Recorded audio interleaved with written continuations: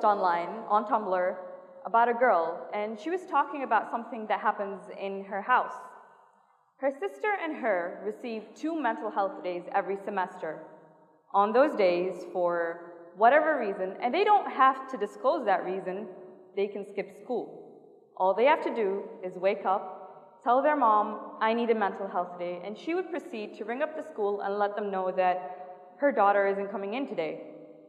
Now, some of you may think it's a genius idea, some of you may think it's ludicrous, and some of you may just be wondering why.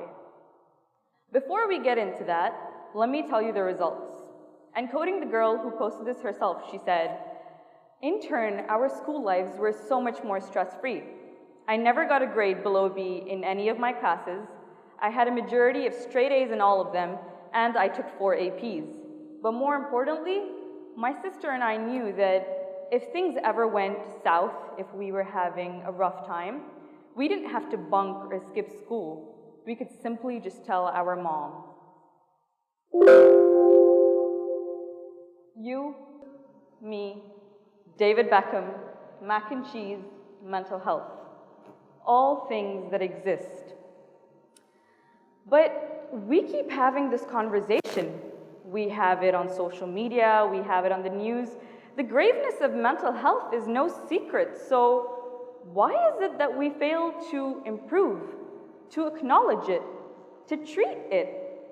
Now, coming back to our story, for those of you that think it was wrong for that mother to let her daughter skip school because of a bad day, would you have said the same if she had a fever? Or maybe a broken leg? Probably not, right? And therein lies the problem. We don't perceive poor mental health as an illness, and we definitely don't treat it like one. You see, I use the word illness for 2 reasons. The first is I want to destigmatize it, and the second is I'm trying to point something out. The word illness is only negatively perceived when conjoined with mental. Funnily enough, that's not the case when it's conjoined with physical. Let me give you an example. So last year I tore my ligament and I was hopping around school on one leg. But I never hesitated to tell anybody what happened to me. But more importantly, nobody accused me of lying, of making it up, or of doing it to get attention. My point is, just because an illness is more visible to the naked eye doesn't make it more real than one that is not. So there's that. Now, the truth is, we're all running in circles. When Robin Williams died, we thought, how could this be? How could a man that was filled with so much joy be filled with so much pain? He was such an important part of all of our childhoods growing up. When Chester Bennington died, we thought, if only he received the love and help and reassurance that he needed to stay on this planet. He was an integral part of so many people's journey to discovering themselves through music. When Kate Spade died, we were taken aback. We thought, how could somebody so successful be so broken? Yet here we are today with those and so many more lives lost to mental illness. So how many of you have had your children come home from school, or if you're a student, have come home from school yourself rattled with anxiety, be it from exam stress, a fight with a friend, or just a bad day of school? Let me just see a show of hands. If you're a parent, have you been through it? I'm seeing a good number of hands in the crowd, maybe some that don't want to say it yet. Hands are slowly going up. I know I have, and I mean, you see, okay, personally, I'm an overthinker. You could tell me, hey, we need to talk. And my mind would begin to spiral over all the things I've done wrong over the last decade. Due to my excessive overthinking, I tend to get a little anxious. And despite being a logical person, or so I hope I am, I can't always seem to calm myself down. But over time, I've realized it's not about trying to fix and resolve my anxiety every single time, but rather it's about accepting it and understanding it. Now, you guys may be thinking, all right, Zainab, we get it. We need to do better. But how? It's tough being a friend, a sibling, a parent to somebody suffering through a mental illness. The questions you ask yourself are endless. Why are they like this? What can I do to help them? How do I fix them? Why aren't they trying to get better? Etc., etc., etc. The first step is acceptance. So many people that suffer through mental illness are surrounded by others that refuse to accept it. Sure, denial may be the first step in dealing with a traumatic experience, but what we need to realize is when we're put in a situation like this, it's not about us. So when your friend or your child or your sibling approaches you, stop worrying about what you've done to make this happen, how you can fix this, or what you've done to cause this. Worry about them, not about yourself. It's distressing and sometimes even heartbreaking to watch someone you love go through so much pain. But if there's anything I've learned in my short 18 years of life, it's that life will throw countless adversities in our faces. Some of our trials are harder than others, and some of us have it worse than others. But the only thing that really gets you through it at the end of the day is having a support system. Step number 2, listen.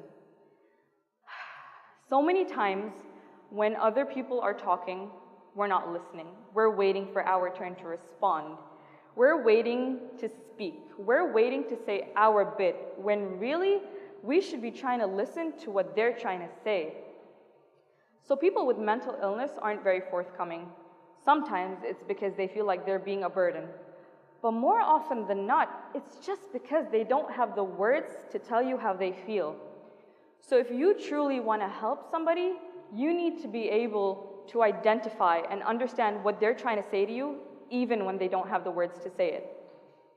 So my friends and I, we've got this unspoken rule where if one of us is having a hard time or going through a breakdown, the rest of us stay strong. Despite whatever's going on in our own lives, we hold ourselves together.